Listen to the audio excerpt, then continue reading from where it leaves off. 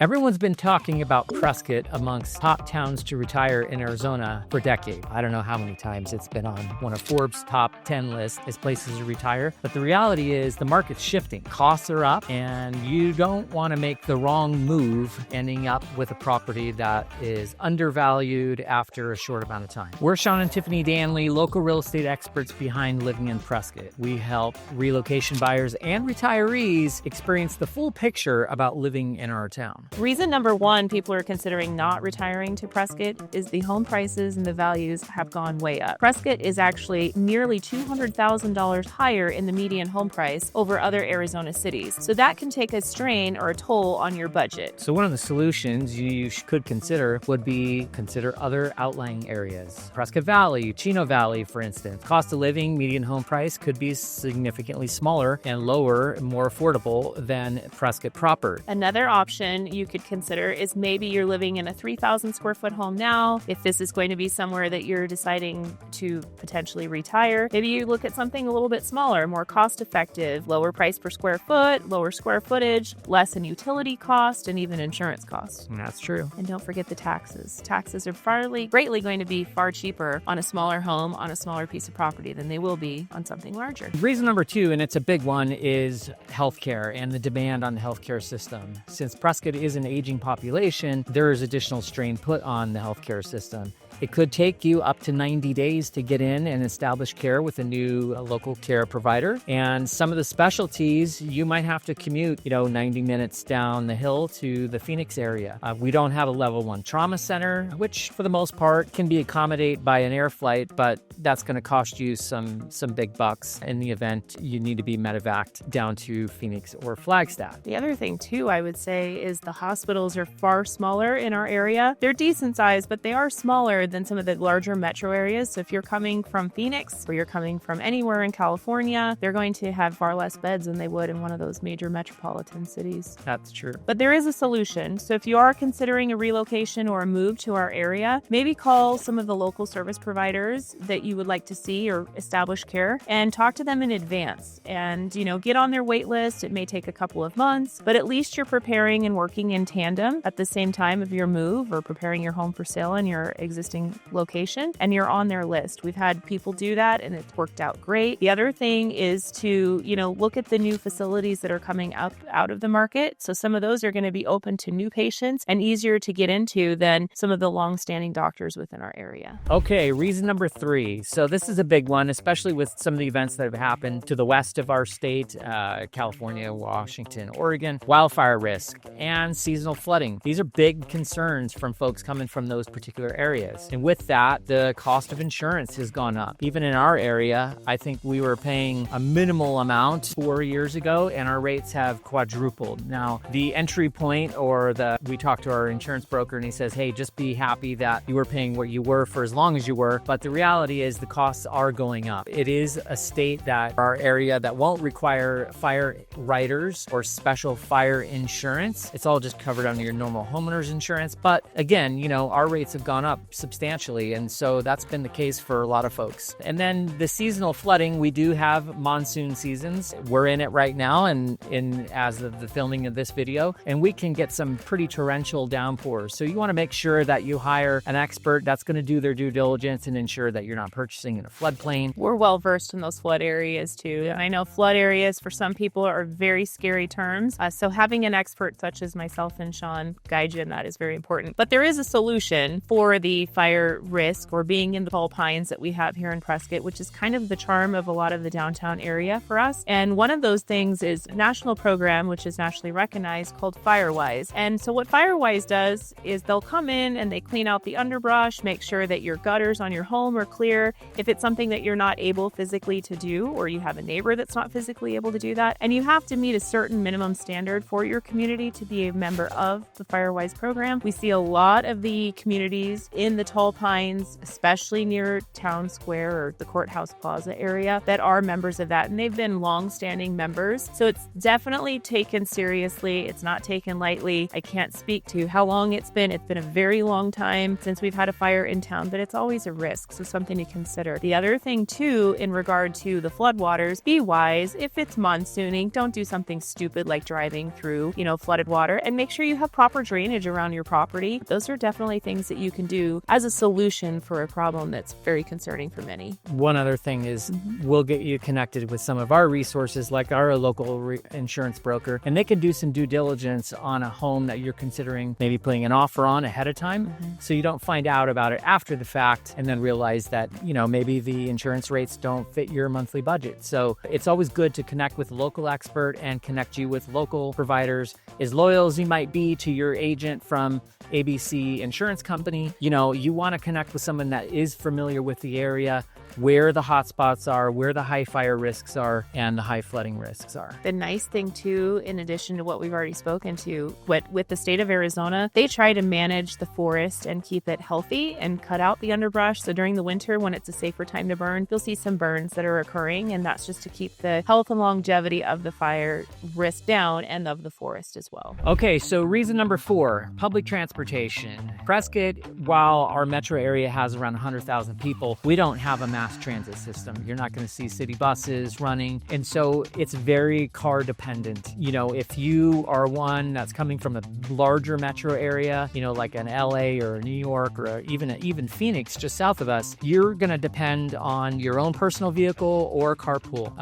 We just don't have that public transportation system. With regards to airport traffic, we do have a regional airport, but as you would expect, it's regional. Only 2 flights a day to LAX and Denver, and that's through United. Now, there's plans of expanding that airport, maybe potentially adding some commuter flights to Phoenix, but, the plans on that are still very loose at this point. So, solution to mass transport, we do have Uber and we do have Lyft in our area. In fact, we've had clients that have moved here and they want to go into downtown, they want to have dinner and possibly a drink, and they don't want to drive home. So they were able to call or pull up the Uber app and look to see how far, and Uber covers our area. So that's one big thing. Oh, I have seen a lot of Uber Eats. Yeah. Many of the local restaurants as well. Yes, absolutely. Uber Eats and the shopping app where they deliver your groceries. So if it's something where maybe you've had surgery or you're homebound for illness or whatever, those are definitely possibilities in our area as well. So don't be concerned with that. I personally like to drive, but sometimes you just can't drive. And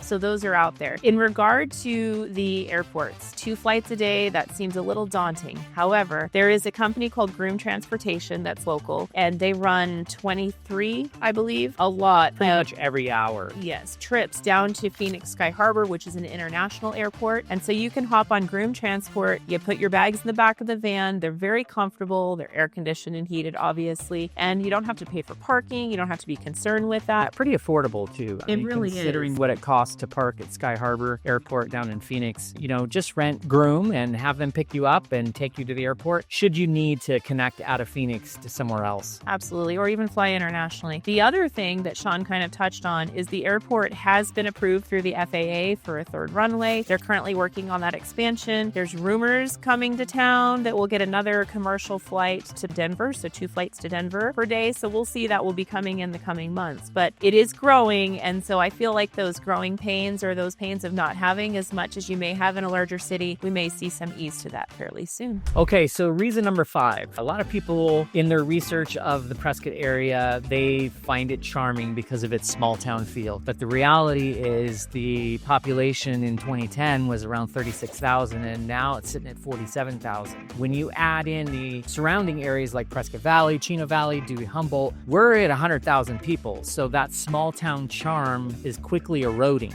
with the increase in population. That means more traffic, more people shopping at the same stores you're shopping at. But I feel like there's a solution. Also, I want to say, in regards to 100,000 people, that's still somewhat a small town, wouldn't you say? It's definitely, it still has a small town feel. I mean, you're going to run into folks at Costco, every week that you may know. Absolutely. It definitely, that brings the town size, much smaller, but it's growing. Traffic is definitely swelling, and we're seeing, obviously more traffic traffic construction projects, road construction projects, which is kind of putting a strain on things as well. But there is a way to kind of alleviate some of those growing pains. And considering one of the reasons is, or one of the things would be to consider some of the outlying areas, right? So you can consider Williamson Valley, which is a little bit more detached from town, yet still drivable, not a crazy amount of time, maybe a 15 to 20 minute drive into town. North Prescott Valley. North Prescott a little Valley. more country feeling. Absolutely. More space between you and your neighbors, so you still kind of have that quaint small town feel. You can head up either Walker or Senator Highway and be in some of the mountainous areas and feel like you're disconnected from things. Yeah, people that want that kind of cabin in the woods. We've seen a lot of people move to the Chino Valley, Paulden, and Dewey areas because they really like the small town feel there. Paulden it has a small local market that doesn't have any of the major shopping centers. So if you kind of want that rustic small town, then that would be something to consider. Chino's got a Safeway. A couple of little restaurants and quick, fast places to eat. The other thing, too, to consider, every time we go to Costco, it's a zoo at opening hours, but by 5 o'clock at night, nobody's there. I mean, we pretty much have the place to ourselves. Well, I'd say even between 5 and 7 is perfect. And they've actually even opened it up to early shopping, so you can do some of those off-hour things. You know, maybe you go into town around 4 as opposed to 10 o'clock in the morning. Yeah. Or you can go early if you're one of the executive members. You can start at 9. Seniors, I think, can get in even early. Seniors get in early, which sometimes, makes it a little bit more busy. But if you kind of try to shop in some of those off hours, don't hit Texas Roadhouse when they open at 4 o'clock. Certain things like that. Maybe you wait until 6. So there's definitely a way to get around that. The other thing, too, is if you're someone who's coming in to maybe use a gym daily, or you're wanting to go to a restaurant that you like, maybe consider one of the master plan communities that have those amenities in them. Prescott Lakes has a restaurant. They have a beautiful gym, fitness center. They have pools. So really, you don't even have to leave your own community. Jasper is another one that has those.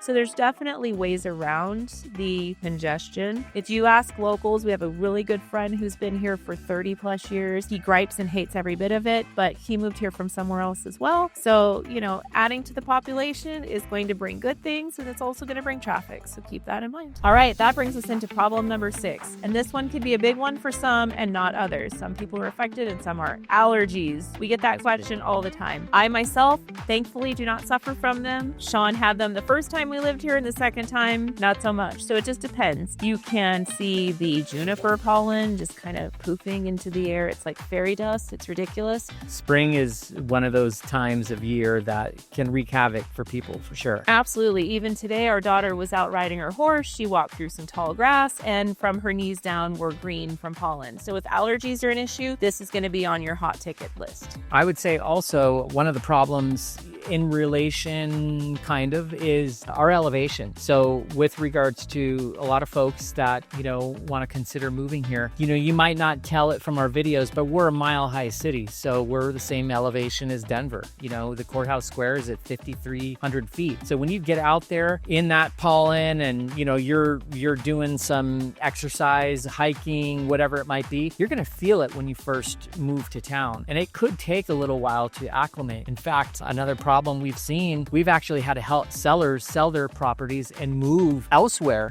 Lower elevations. So lower elevations. Maybe COPD or some sort of breathing asthma issues, for sure. I will say, though, we have had people that have had allergies when they first moved here, and then over time, they've kind of grown a tolerance to things that grow in our area. Juniper is definitely a big one. Cottonwood is another big one. Ragweed, that was what affected Shawn. So you do tend to build up a tolerance to it and a higher ability to deal with it. But like Shawn said, do things, in different times of day. Use your app. Weather Channel app has a great little pollen indicator on there. And so if it's high and you're going to be suffering from it, then by all means, try to stay out of it. The other thing that we would highly recommend is local honey. I know this seems a little bit... That's what I was going to say. Yeah, I know this seems a little bit off the cuff and you're probably thinking, wow, you're out there a little bit. However, that being said, the local honey seems to work wonders for allergies. Absolutely. We've got a couple local honey beekeepers that we get honey from, and you're going to utilize, a certain type during the springtime and a certain type during the fall. And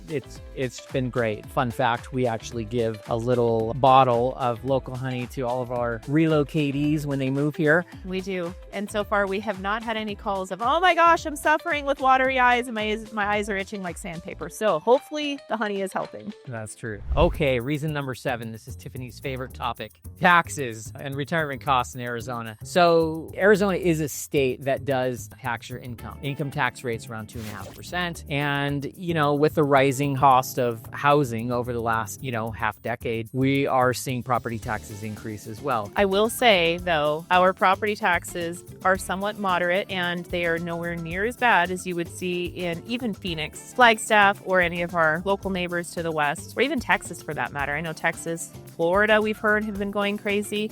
Arizona is still, even with the rise in values, still somewhat moderate. But compared to neighboring states like, Nevada, who doesn't have state income tax, you are going to have income tax here in Arizona. With regards to your Social Security benefits, the Arizona doesn't tax those. But if you have other income coming from annuities, other retirement accounts, 401ks. Yep, that's going to be taxed. So, it's one of those things that you need to kind of plan for if you're, leaving a state such as, Nevada. Maybe you're Washington. Want to get out of the heat of Las Vegas and move to Arizona. Well, now you're going to have another line item on your taxes. The good thing is it's 2.5%. If there is a good thing, any good thing regarding taxes. That being said, there are some solutions. So solution number 1 would be to buy below your means. Maybe you purchase something outright, and so you're not having to worry about factoring in a mortgage and your taxes and your HOA. Plan ahead with your CPA or your tax advisors and make sure that you've talked strategy, you're diversified so that you're able to plan for that in retirement if that's the part of life that you're in, and you're prepared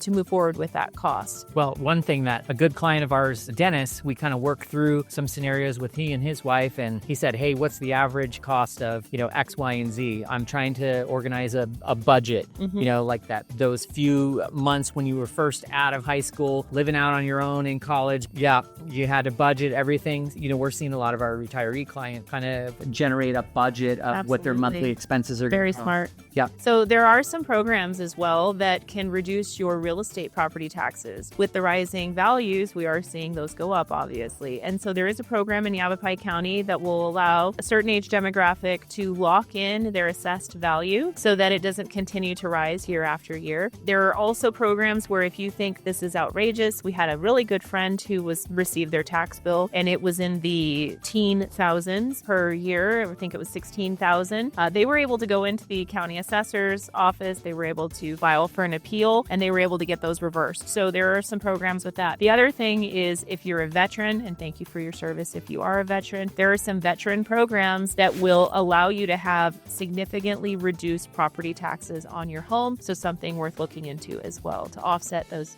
tax costs. Absolutely. Okay, so retiring in Prescott can be a dream, but it doesn't come without its challenges, whether it's wildfire risk or taxes or not thinking about those healthcare providers before you get here. You don't want to find out about them after the fact and regret your move. We're Shawn and Tiffany Danley, real estate experts with Living in Prescott, and we're here to guide you through the process and avoid those costly mistakes that could affect your next chapter in life. Feel free to reach out to us at any time, and when you call us, you get either Shawn or myself. We answer our phones.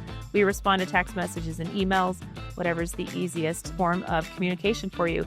And also, if you're still wanting more information regarding a potential relocation to Prescott, make sure you check out our 60-page relocation guide. If you want to do reviews or research on who the local medical providers are or what the schools are or where the hospitals are, the transportation, anything you can think of, it's in that 60-page relocation guide. See you guys on the next video.